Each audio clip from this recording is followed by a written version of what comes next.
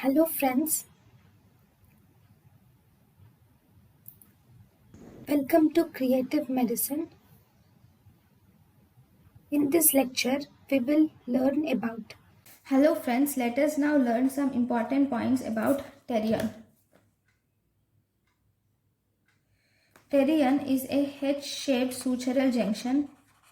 It is a H-shaped sutural junction which is present between, which is actually a meeting point of the following points.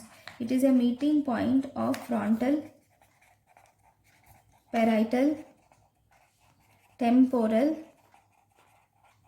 and sphenoid bones. It is a meeting point of frontal, parietal, temporal and sphenoid bones.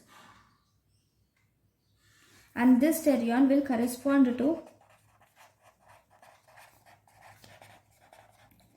anterolateral or sphenoidal fontanelle. It will correspond to anterolateral and sphenoidal fontanelle. Okay, so this is about the pterion. Thank you for watching. Thank you and thank you for watching.